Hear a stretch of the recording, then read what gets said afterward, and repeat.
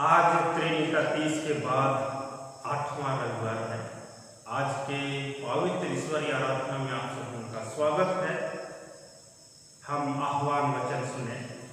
भजन संहिता 9 1 और 2 पद। हे यहोवा परमेश्वर, मैं अपने पूर्ण मन से तेरा धन्यवाद करूंगा। मैं तेरे सब आश्चर्य कर्मों का वर्णन करूंगा। मैं तेरे कारण आनंदित और प्रफुल्लित होऊंगा। हे परम प्रधान, मैं तेरे नाम का भजन गाऊंगा। आमीन। हम आराधना का पहला गीत गाएंगे। साक्षी वाणी, गीत संख्या 314। साक्षी वाणी, गीत संख्या 314। यीशु का नाम है सारे जमीन पर, जिससे सब पाते उद्धार। यीशु का नाम है सारे जमीन पर, जिससे सब पाते उद्धार। आसमान के नीचे लोगों के बीच में कोई दूसरा नाम नहीं है।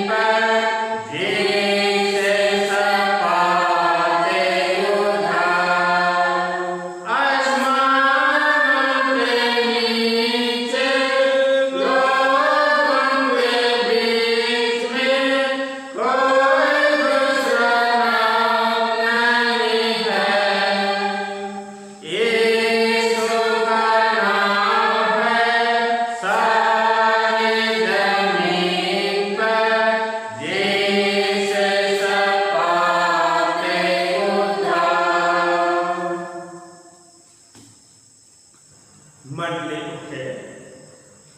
परमेश्वर पिता और पुत्र और पवित्र आत्मा के नाम से आमीन। हमारी सहायता ईश्वर के नाम से है, जिसने स्वर्ग और पृथ्वी को सिरजा।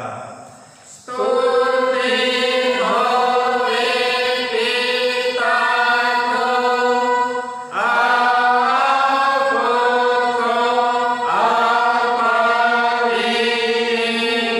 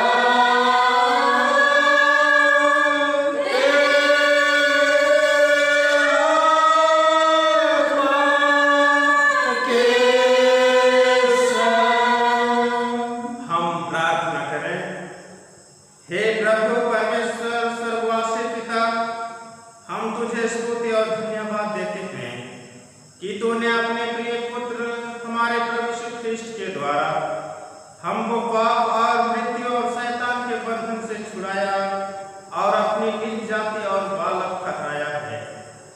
हम तेरी विनती करते हैं कि तू पवित्र आत्मा से हमारी सहायता कर कि हम ऐसी तेरी कृपा को नित्य पहचान कर धन्यवाद के साथ ग्रहण करें और तेरी प्रसन्नता के योग्य चाल चलें।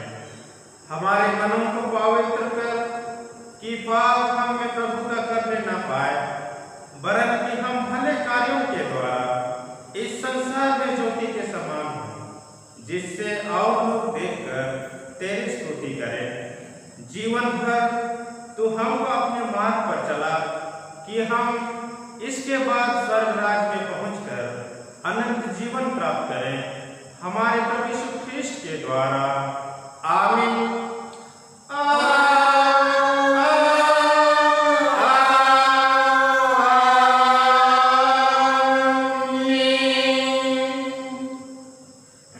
आज के लिए फरमाया हुआ परमेश्वर का पहला पाठ वचन हम सुने, जो हमें मिलता है प्रेरितों के काम 16वां अध्याय 16वें पद से आगे 34वें पद में। प्रेरितों के काम अध्याय संख्या 16 पद संख्या 16 से आगे 34 पद तक। यहाँ परमेश्वर का वचन इस प्रकार लिखा है, जब हम प्रार्थना करने की जगह जा रहे थे तो हमें एक दासी मिली जिसमें भावी कहने वाली आत्मा थी और भावी कहने से अपने स्वामियों के लिए बहुत कुछ कमा लाती थी। वह पौलुस के और हमारे पीछे आकर चिल्लाने लगी, ये मनुष्य परम प्रधान परमेश्वर के दास हैं, जो हमें उद्धार के मार्ग की कथा सुनाते हैं।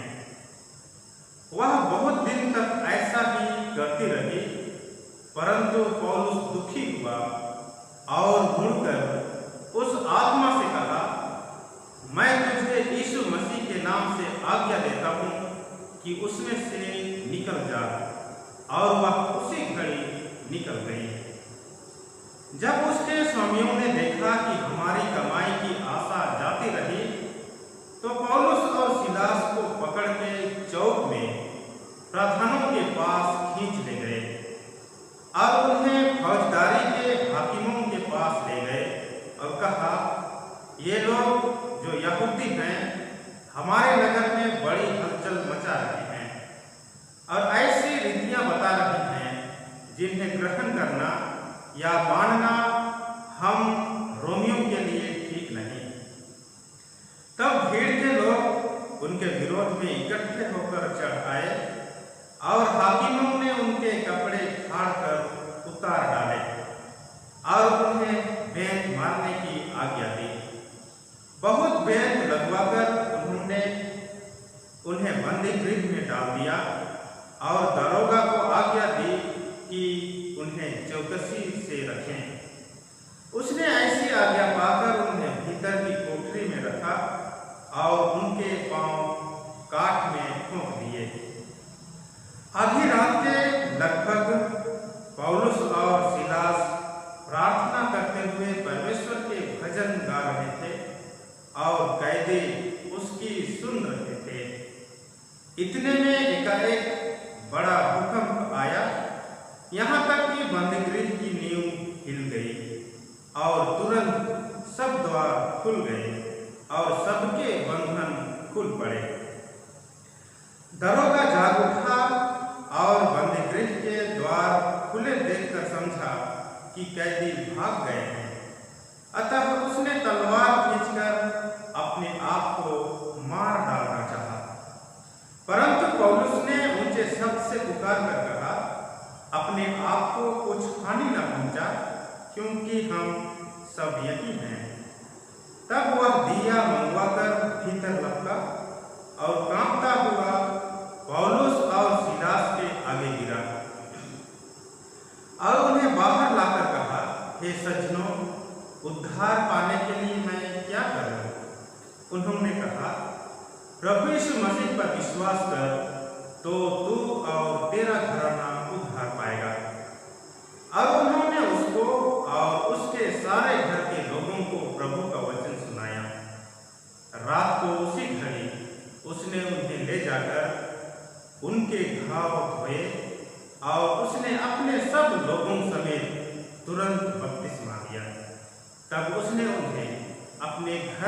जाकर उनके आगे भोजन रखा और सारे घराने समेत परमेश्वर पर विश्वास करके आनंद किया।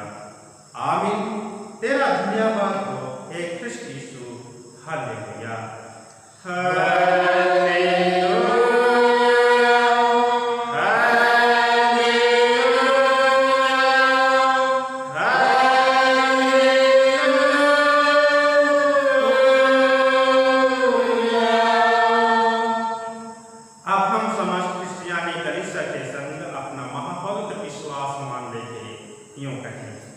मैं विश्वास करता हूँ परमेश्वर से जो स्वर्ग और पृथ्वी का सर्वशक्तिमान सृजनहार है और उसके एकलौते पुत्र अपने प्रभु यीशु पर जो पवित्र आत्मा से गर्भ हुआ, कुंवारी मरियम से उत्पन्न हुआ, पांतियुस पिलातुस के आज्ञा से उठाया, क्रूस पर चढ़ाया गया, मर गया और गाड़ा गया, पाताल में उतरा, तीसरे दिन मृतकों में से जी उठा, स्वर्ग पर चढ़ गया और परमेश्वर सर्वशक्तिमान पिता के दाहिने हाथ बैठा, जहाँ से वह जीवितों और मृतकों का विचार करने को फिर आएगा। मैं विश्वास करता हूँ पवित्र आत्मा पर, एक ही पवित्र क्रिस्तियानी कलीसिया, पवित्रों की संगत पर, पापों की क्षमा, देह के जी उठने और अनंत जीवन पर। आमीन।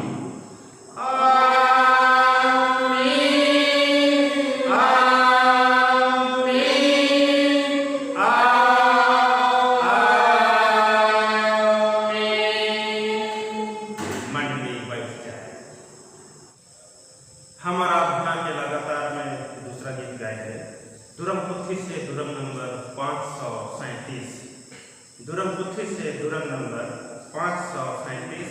आलोपे दुरुमा आलोपे रुड़ुना सेया संधे वीर तला ने बुआ आलोपे दुरुमा आलोपे रुड़ुना।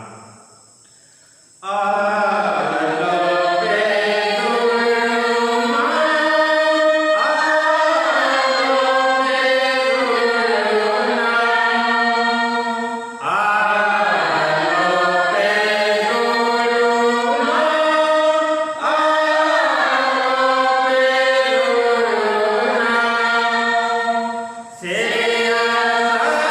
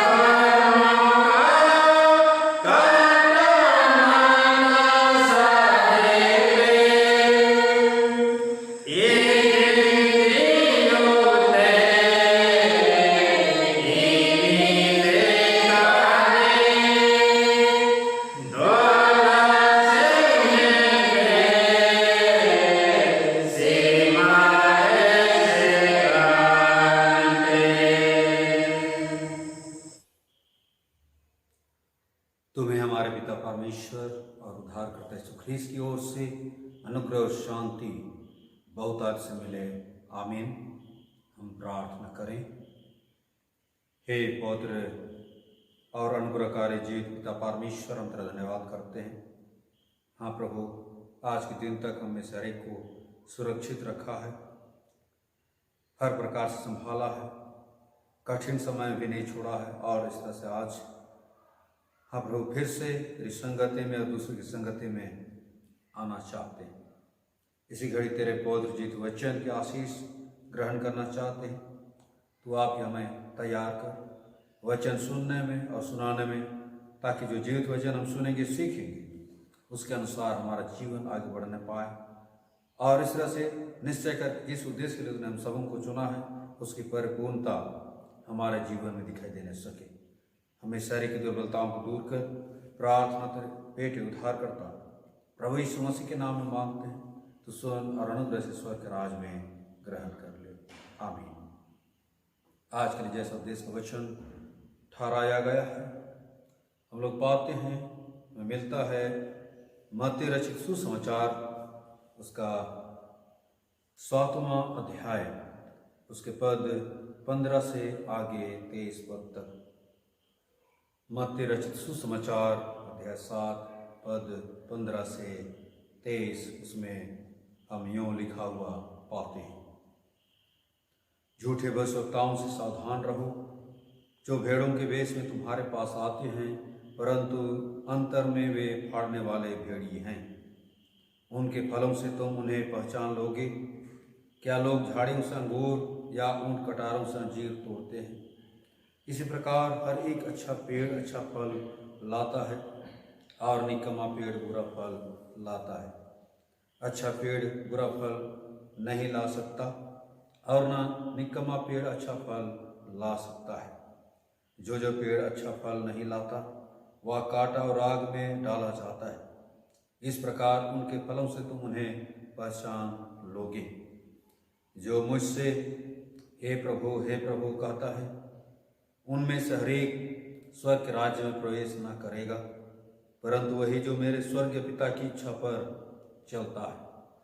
उस दिन बहुत से लोग मुझसे कहेंगे, हे प्रभु, क्या हमने तेरे नाम से भविष्यवाणी नहीं की, और तेरे नाम से दुष्ट आत्माओं को नहीं निकाला, और तेरे नाम से बहुत से आश्चर्य कर्म नहीं किए?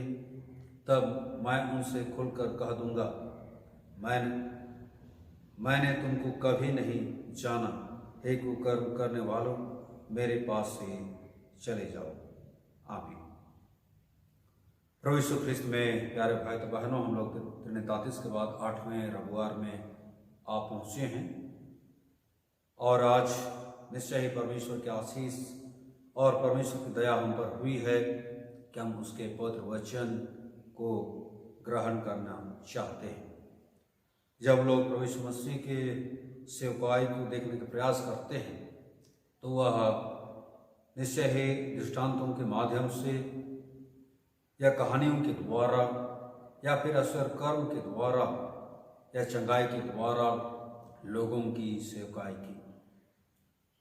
आज के पवित्र वचन में जो हम देखते हैं, जो कि हमें मत्ती रचित सुसमाचार उसके 7वें अध्याय 15 से 23 में मिलता है, उसमें खास तौर से अच्छा पेड़ और बुरा पेड़ के विषय में बताया गया है। और यहाँ पर खास तौर से भविष्यवक्ताओं को, जो कि झूठे भविष्यवक्ता उन दिनों में, जो यीशु के दिनों में भी थे, उन लोगों से वह उन्हें सावधान करता है। सबसे पहले वह अपने आने वाले राज्य में प्रवेश पाने के सत्य को बताता है। उसके बाद झूठे भविष्यवक्ताओं से वे किस प्रकार सावधान रहें या किस प्रकार उनसे वे बच सकते हैं, इनके विषय में वह विस्तार से बतलाता है। वह जो चौड़े मार्ग के समर्थक थे, उनको एक खतरनाक भेड़िए की संज्ञा देता है, जो कि भेड़ों के भेष में खतरनाक नहीं लगते, लेकिन अंतर में फाड़ने वाले भेड़िए हैं। ऐसे झूठे शिक्षक या झूठे भविष्यवक्ता जो लोगों को सक्रिय मार्ग में प्रवेश करने से रोकने का प्रयत्न करते हैं, वे कहते हैं यह सही मार्ग नहीं है। हम तुम्हें चौड़ा तथा आसान या सरल मार्ग बताएंगे। आखिर ये लोग खतरनाक क्यों हैं? इसलिए खतरनाक हैं क्योंकि ये बाहर से बहुत ही भोले या उत्तम प्रतीत होते हैं और उनकी शिक्षा भी बहुत अच्छी प्रतीत होती है, परंतु ये लोग दूसरे लोगों को विनाश की ओर ले जाते हैं। इसलिए यीशु इन्हें फाड़ने वाले भेड़िए की संज्ञा देता है, जो कि हम लोग प्रेरितों के काम उसके 20 अध्याय के 29 से 31 पदों में देख सकते हैं। यहाँ पर आज के वचन में हमें बताया गया है कि हम कैसे झूठे भविष्यवक्ताओं को पहचान सकते हैं। झूठे भविष्यवक्ताओं को उनके फल अर्थात उनकी शिक्षा तथा उनके कार्य से हम पहचान सकते हैं। प्रथमतः वे जो है परमेश्वर के वचन या फिर प्रेम, आनंद, उद्धार के विषय में लोगों को बताते तो हैं, परंतु वे सक्रिय मार्ग जो कि प्रभु यीशु मसीह के द्वारा से बताया गया मार्ग है उसके विषय में वे नहीं बताते हैं। वे सिर्फ मसीह धर्म सिद्धांतों और सुखद बातों के विषय में ही बताते हैं। वे परमेश्वर की पवित्रता और उसके विरुद्ध जो पाप किया जाता है और उसके द्वारा जो क्रोध प्रकट किया जाता है अर्थात परमेश्वर का क्रोध आदि के विषय में कभी नहीं बताते। मसीह प्यारे भाई तो बहनों, ये झूठे भविष्यवक्ता पापी लोगों से कहते हैं चिंता मत करो, सब ठीक है, परमेश्वर तुम्हें क्षमा करेगा। लेकिन वे पश्चाताप करने, पाप से अलग होने या मन फिराने या अपने आप का इनकार करने आदि बातों के विषय में प्रचार नहीं करते हैं। और इसलिए यिर्मयाह ने अपने समय के भविष्यवक्ताओं के बारे में यूं लिखा है, जो कि हम लोग यिर्मयाह 6:13 से 14 में पाते हैं। वे शांति है, शांति ऐसा कहकर मेरी प्रजा के घाव को ऊपर ही ऊपर ठीक तो करते हैं, परंतु शांति कुछ भी नहीं है। परंतु प्यारे भाई तो बहनों, ऐसे लोग जो भविष्यवक्ताओं को या ऐसे भविष्यवक्ताओं को लोग सुनना बहुत पसंद करते हैं, क्योंकि वे ऐसी बातें करते हैं जो लोगों को सुनने में बहुत ही अच्छी लगती है, जो कि दूसरा तीमुथियुस का 4 का 3 से 4 पदों में जब हम पढ़ते हैं वहाँ बहुत ही सुंदर ढंग से हमें बताया गया है कि अंत के समय में जो है सुसमाचार से वे लोग जो है या सुसमाचार को बर्दाश्त नहीं करेंगे और इसलिए वे ऐसे शिक्षकों को खोजेंगे जो कि उनके मन मुताबिक सुसमाचार का प्रचार करते हैं। इसके अतिरिक्त कुछ भविष्यवक्ताओं को हम आसानी से पहचान सकते हैं। वे जो झाड़ियों और ऊंट कटारों के समान होते हैं, जो कि पद 16 में बताया गया है। परंतु कुछ अन्य भविष्यवक्ताओं को पहचानना बहुत ही कठिन मालूम होता है, क्योंकि वे जो है ऐसे मनोहर पत्तियों से लदे अंजीर के वृक्ष के समान होते हैं, परंतु वे या तो बुरा फल लाते हैं या फिर फल ही नहीं लाते हैं। अर्थात वृक्ष जैसा होगा वैसा ही उसका फल भी होगा, या फिर हमारा स्वभाव जैसा होगा उसके अनुसार हम फल भी लाएंगे।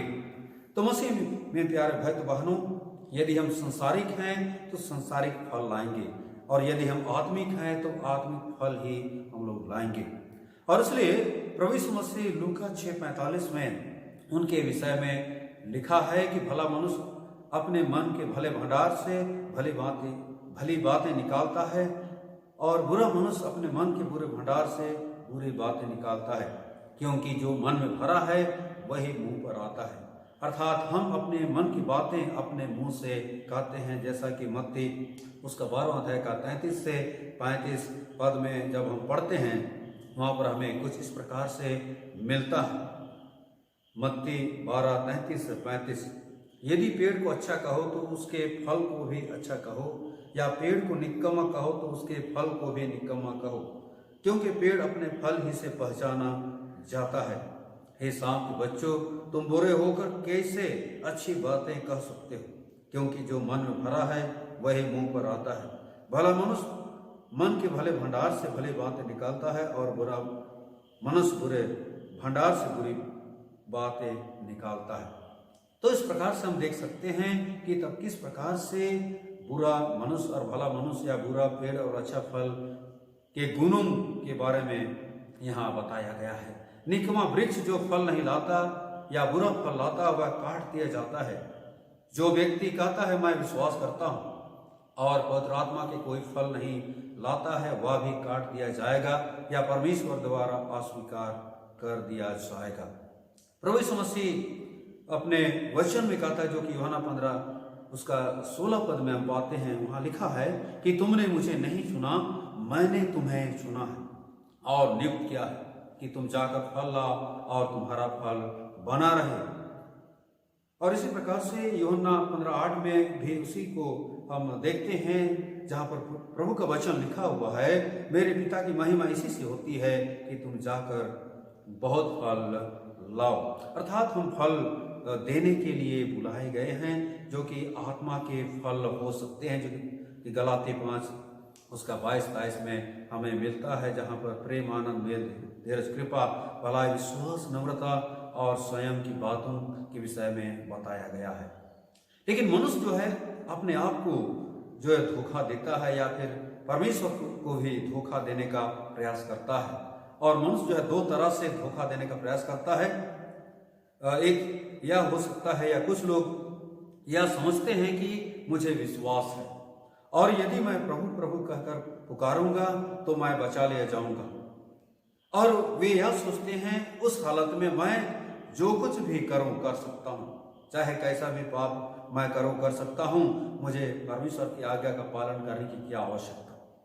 कुछ लोग ठीक इसके विपरीत अपने आप को धोखा देने का प्रयास करते हैं। वे समझते हैं कि अगर हम बड़े कार्य करते हैं तो बचा लिए जाएंगे। वे मानते हैं कि उनका बाहरी व्यवहार उचित होने पर जो है परमेश्वर के द्वारा वे स्वीकार कर लिए जाएंगे, जो कि आज के वचन के 22-23 में भी हम इस बात को पाते हैं।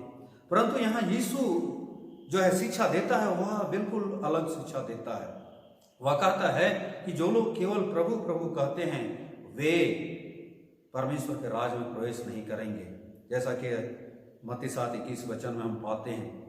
और या फिर वे लोग भी जिनको विश्वास नहीं है और प्रभु प्रभु कहते हैं वे भी जो है परमेश्वर के राज में प्रवेश नहीं करेंगे। या फिर भले कार्य करते हैं और प्रभु का उनमें विश्वास नहीं है, वे भी जो है परमेश्वर के राज में प्रवेश नहीं करेंगे।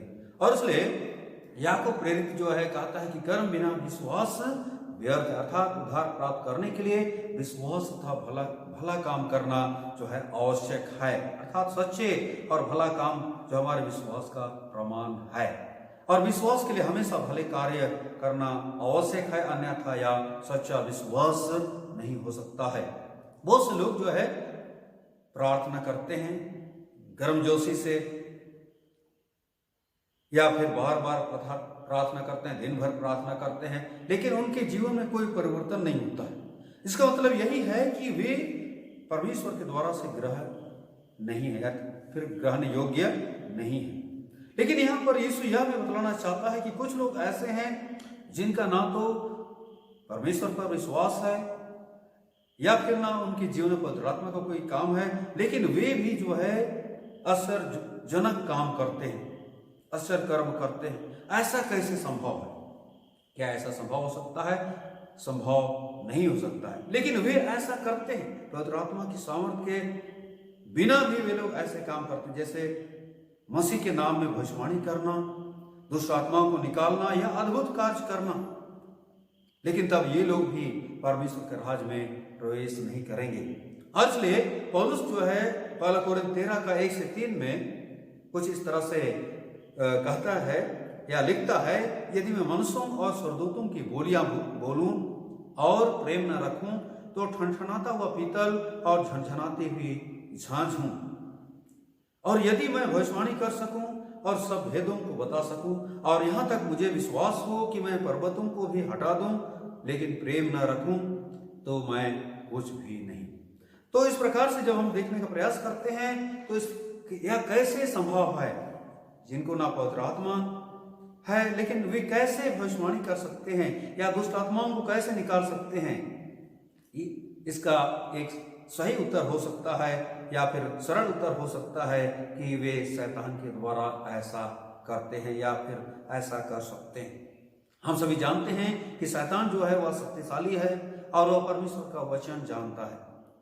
वह परमेश्वर का स्वर्गदूत रह चुका था और इसलिए तब निश्चय ही वह लोगों को भरमाने में जो है बहुत ही सरल तरीका अपना सकता है और उसके द्वारा से लोग जो है धोखे में पड़ सकते हैं। और हम सभी जानते हैं कि इस पूरे संसार में जो है शैतान का साम्राज्य बना हुआ है या शैतान जो है इस जगत में पूरी तरह से अधिकार रखता है।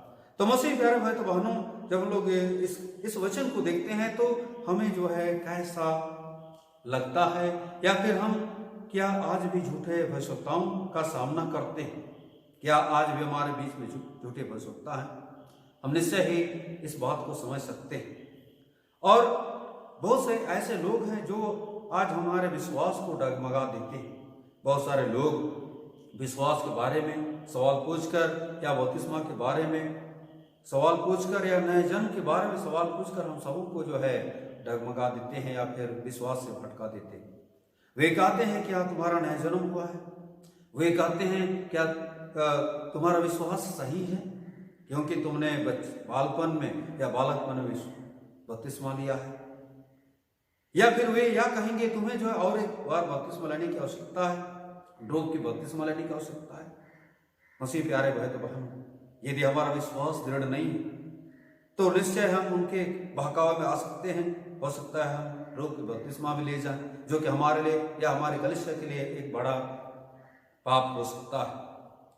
तो इस सबसे बचाव के लिए हम क्या करेंगे? इस सबसे बचाव के लिए हमें जो है यह करना होगा कि हमें प्रार्थना में लवलीन रहना होगा, बाइबल अध्ययन करना होगा, विश्वास में अपने आप को दृढ़ करना होगा। अर्थात इस प्रकार यदि हम करते हैं तो पवित्र आत्मा की सामर्थ के द्वारा ऐसे लोगों से हम या ऐसे लोगों का हम सामना कर सकते हैं या फिर अपने विश्वास में हम दृढ़ बने रह सकते हैं।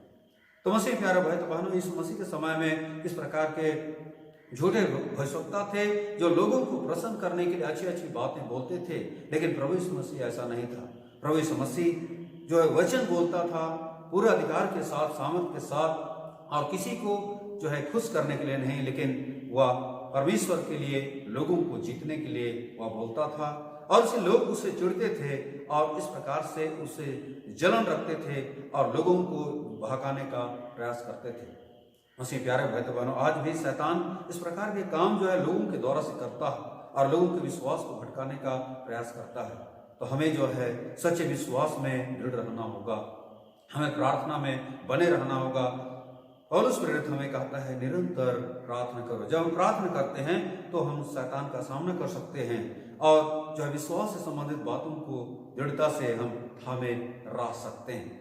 इसलिए आइए, जब हम लोग मसीह विश्वास में बुलाए गए हैं और मसीह विश्वास का जो लक्ष्य है, जो उद्देश्य है, वह अनंत जीवन पाना है, तो निश्चय हमें दृढ़ विश्वास में बने रहना होगा, सच्चे विश्वास में बने रहना होगा और किसी प्रकार से शैतान की बातों में या फिर जो संसार की बातें हैं उनसे सावधान रहना होगा। और इसलिए प्रभु यीशु मसीह भी कहता है कि सावधान रहो, जो भेड़ों के वेश में आते हैं लेकिन वे अंतर में फाड़ने वाले भेड़ी हैं। आइए परमेश्वर हमारी सहायता करे। जिस विश्वास में हम रोपे गए हैं वही विश्वास हमें स्वर्ग तक पहुंचा सकता है, अर्थात वह विश्वास जो हमें सक्रिय मार्ग में जाने की ओर अग्रसर करता है। सक्रिय मार्ग जो है यीशु का मार्ग है। यीशु मसीह कहता है मेरे पास आओ मैं तुम्हें विश्राम दूंगा। वह यह भी कहता है जो मेरे पीछे आना चाहता है वह जो है अपने आप का इनकार करे, अर्थात स्वार्थ का इनकार करे या फिर धार्मिक रीति से जो है दृढ़ बने रहे। यही वह हमसे आह्वान करता है। आइए हम प्रभु की आत्मा के द्वारा से ऐसा कर सकते हैं, प्रभु की इच्छा के अनुसार चल सकते हैं और उसके अनंत उद्देश्य को हम प्राप्त कर सकते हैं जो अनंत जीवन के रूप में एक दिन हमें दिया जाएगा। इसलिए आइए परमेश्वर से हम सहायता प्राप्त करें, परमेश्वर से हम मदद मांगें ताकि उसके द्वारा से दिए जाने वाले पवित्र आत्मा के द्वारा शैतान का सामना कर सकें, झूठे शिक्षकों का सामना कर सकें और अनंत जीवन के मार्ग में हम और अधिक एक कदम बढ़ते हुए जो अगले कदम की ओर हम अग्रसर होने सकें। हर बात में, हर काम में परमेश्वर हमारी सहायता करे और सच्चे विश्वास में, जो कि याकूब भी कहा है कि भला काम जो है विश्वास का प्रमाण है, हम भला कार्य करें और उसके द्वारा से हमारे विश्वास की परख भी होने सके। प्रभु परमेश्वर हमारी सहायता करे और वचन के द्वारा हम सबों को बहुत अधिक आशीष और अगुवाई प्रदान करे। आमीन। हम प्रार्थना करें। हे पवित्र और अनुग्रहकारी जीवित पिता परमेश्वर, हम तेरा धन्यवाद करते हैं। हम प्रभु निश्चय ही हम सबों को झूठे भविष्यवक्ताओं से सावधान रहने के लिए तो चेतावनी देता है कि किस प्रकार हम उसका सामना कर सकते हैं और उससे बच सकते हैं, और अनंत जीवन के लिए जो हम बुलाए गए हैं, सक्रिय मार्ग में जाने के लिए हम बुलाए गए हैं, जो कि अनंत जीवन तक पहुंचाता है। हाँ प्रभु, उसमें तेरी सहायता प्राप्त करें। आप हमारी सहायता कर पवित्र आत्मा के द्वारा, ताकि सक्रिय मार्ग जो कि अनंत जीवन का मार्ग है, उसमें चलते हुए अनंत जीवन हम प्रवेश पाकर तेरे नाम की महिमा, स्तुति और धन्यवाद करने सकें। प्रभु आप ही हमारी सहायता कर और वचन की आशीष हम सबों को हर एक को बहुत ऐसे प्रदान कर, और यह दिन दो प्रार्थना तेरे बेटे उद्धार करता प्रभु यीशु मसीह के नाम में मांगते हैं, तो सुन और अनुग्रह से स्वर्ग के राज में ग्रहण कर ले। आमीन। और ईश्वर की शांति जो समस्त ज्ञान से ऊपर है, ख्रिस्त यीशु में तुम्हारे मन और देख रक्षा करे आपसे सदा। आमीन। आराधना के अंत में हम तीसरा गीत गाएंगे, साक्षी बानी गीत संख्या 152। साक्षी बानी गीत संख्या 152, और इसी गीत को गाते हुए हम दान अर्पण करेंगे। कर विश्वास पापियों का तारनहार। कर विश्वास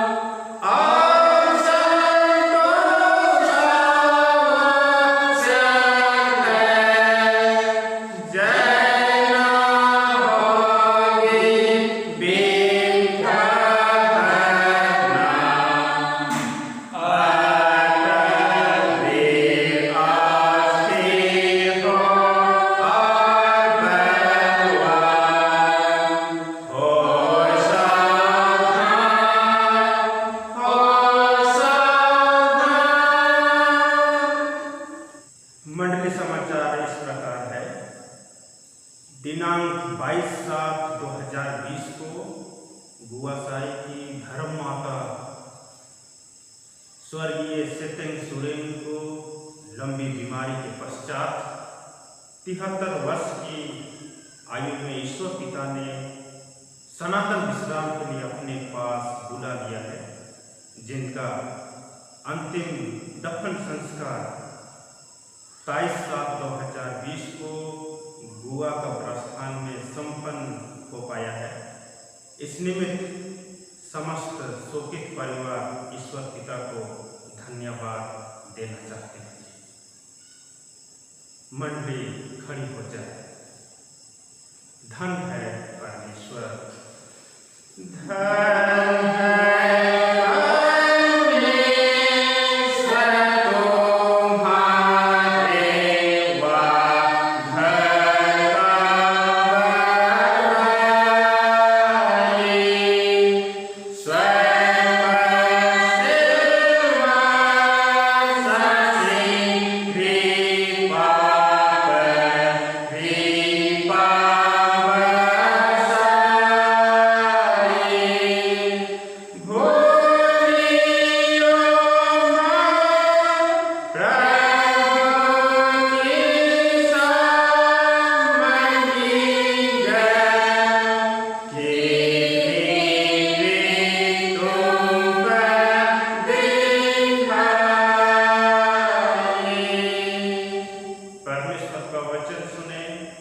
भजन संहिता 30:1 और 2 पद।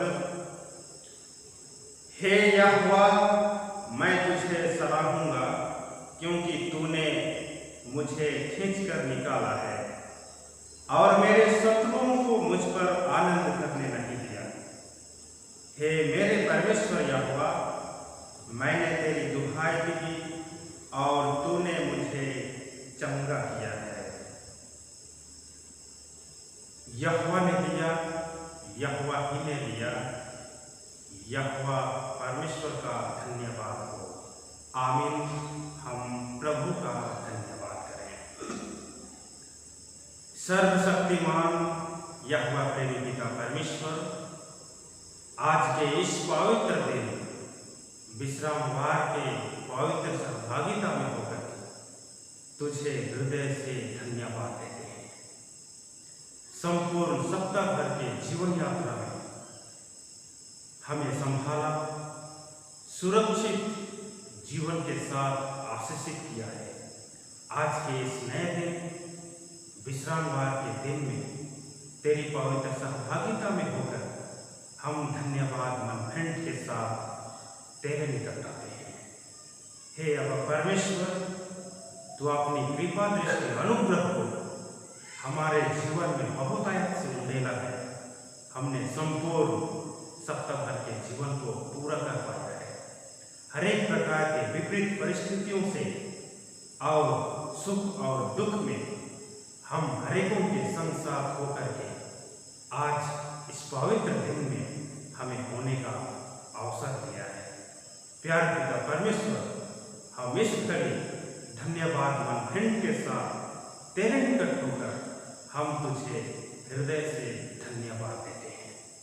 प्यारे पिता परमेश्वर, आज संपूर्ण देश कोरोना महामारी के द्वारा से भयभीत है और हम भी इस मंडली में होकर के, इस स्थान पर होकर के जो कोरोना वायरस की प्रकोप है, हम इनके द्वारा से भयभीत हैं।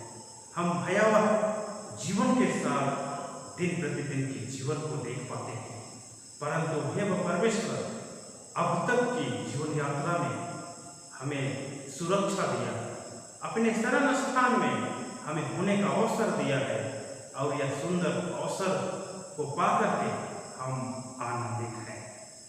विनती करते हैं प्यारे पिता परमेश्वर, हम तेरे समर्थ हाथों में समर्पित हो जाते हैं।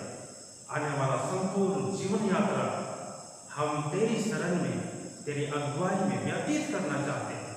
संपूर्ण सुरक्षा हम हरेक के जीवन में होने पाए। प्रत्येक मंडली के भाई बहन जो इस समय नाना प्रकार के दुख और सकेती में हैं, भिन्न भिन्न प्रकार के बोझों से दबे और कुचले हुए हैं, बिछावन पर कराहते रोते प्रभु स्वस्थ जीवन की कामना करते हैं, आत्मिक आंखों को तेरी ओर निहारते हैं और तुझसे दया और अनुग्रह पाना चाहते हैं।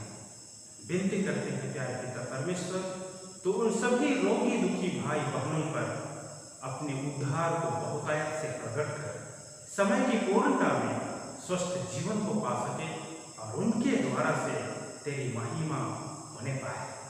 प्रत्येक माता पिताओं को तेरे हाथ में सौंप देते हैं।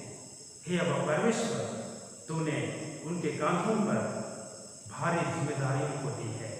प्रत्येक जिम्मेदारियों को पूरी करवा तो उन्हें ज्ञान बुद्धि से भर दे, शक्ति सामर्थ्य से भर दे। कितने जवान युवतियां पढ़ते लिखते थे, अपने जीवन को बनाना चाहते हैं, अपने भविष्य जीवन को सुंदर तरीके से देखना चाहते हैं और परिश्रम प्रयत्न करते हैं। हे अब परमेश्वर, उनके परिश्रमों का प्रतिफल समय पर तू बहुतायत से दे।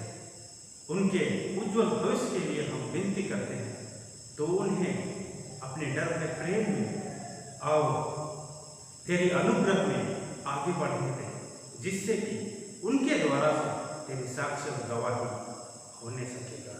प्यारे पिता परमेश्वर, हम इस समय उस धर्म माता को याद करते हैं जो विगत 22/7/2020 को तूने सनातन विश्राम के लिए अपने पास बुला लिया है।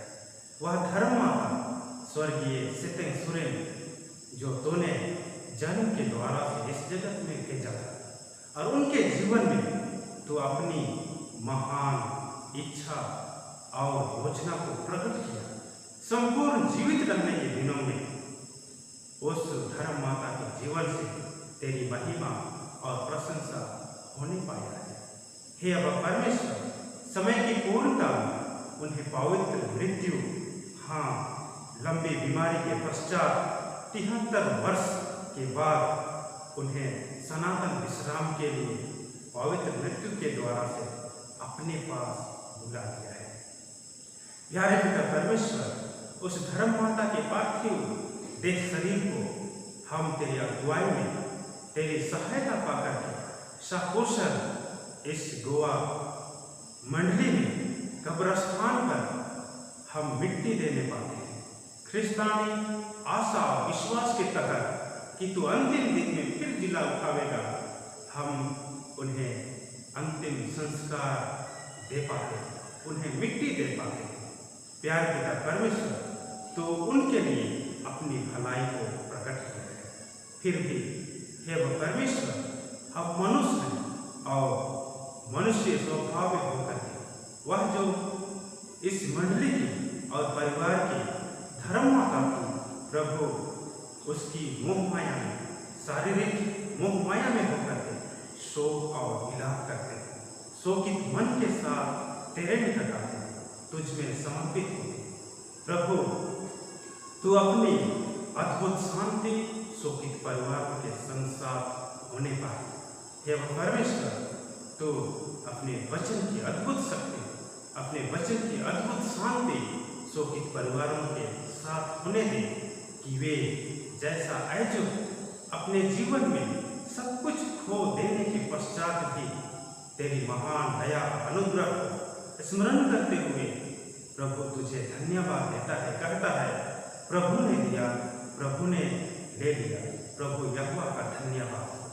हे अब परमेश्वर, तो प्रत्येक शोकित परिवारों के संग उनकी सहायता, मदद, अगुवाई कर और उनके शोक को तो दूर कर, उनके शोक शांति में बदल जाए और तुझे धन्यवाद दे करके ऐजुब की तरह यह कह सके कि प्रभु ने दिया, प्रभु यहोवा ने दिया, प्रभु यहोवा का धन्यवाद हो। हे प्यारे पिता परमेश्वर, इस घड़ी शोकित परिवार तेरे निकट आते हैं, तुझे धन्यवाद देना चाहते हैं उस धर्म माता के लिए जो तूने उसके जीवन में अपनी भलाई को प्रकट किया है। हे अब परमेश्वर, तो हम सबों के संग साथ में अपनी पवित्र इच्छा, पवित्र योजना प्रकट कर हम उस धर्म माता के आदर्श पर चल करके प्रभु तेरे अनंत जीवन में भागी हो पाए। विनती करते हैं अगले संपूर्ण सप्ताह के जीवन के लिए हम सबों के संसार को तेरी पवित्र छाया, तेरी अनुग्रह, कृपा दृष्टि हमारे जीवन के साथ बनी रहे और हम तेरी सुरक्षा में सप्ताह भर के जीवन को, बाकी जीवन को हम व्यतीत कर सके। धन्यवाद मन फेंट तुझे सौंप देते हैं प्रभु। जो दान हम इस घड़ी तुझे देते हैं, अपनी मुट्ठियों को खोला है प्रभु। उस दया दानों को, धन्यवाद मन फेंटों को तू ग्रहण कर और हम हरेक को अपने स्वर्गीय भंडार में से सेंत आशीष से परिपूर्ण कर। गुनाहों को क्षमा कर। दीनताई की प्रार्थना तेरे बेटे मसीह यीशु के नाम से मांगते हैं, सुन अनुग्रह से ग्रहण कर। आमीन। सारा तुझे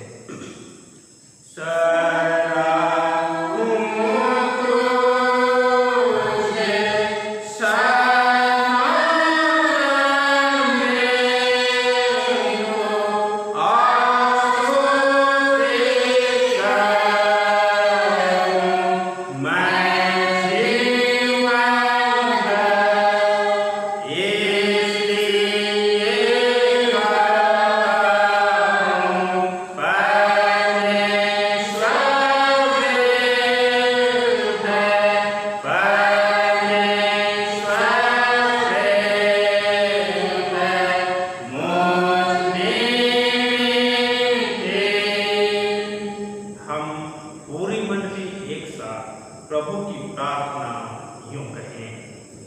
हे हमारे पिता, तू जो स्वर्ग में, तेरा नाम पवित्र किया जाए, तेरा राज आए, तेरी इच्छा जैसे स्वर्ग में वैसे पृथ्वी पर भी हो। हमारे प्रतिदिन की रोटी आज हमको दे, और हमारे अपराधियों को क्षमा कर, जैसे हम भी अपने अपराधियों को क्षमा करते हैं। और हमको परीक्षा में मत, परंतु बुराई से बचा, क्योंकि राज और पराक्रम और महत्व सदा तेरे हैं। आमीन।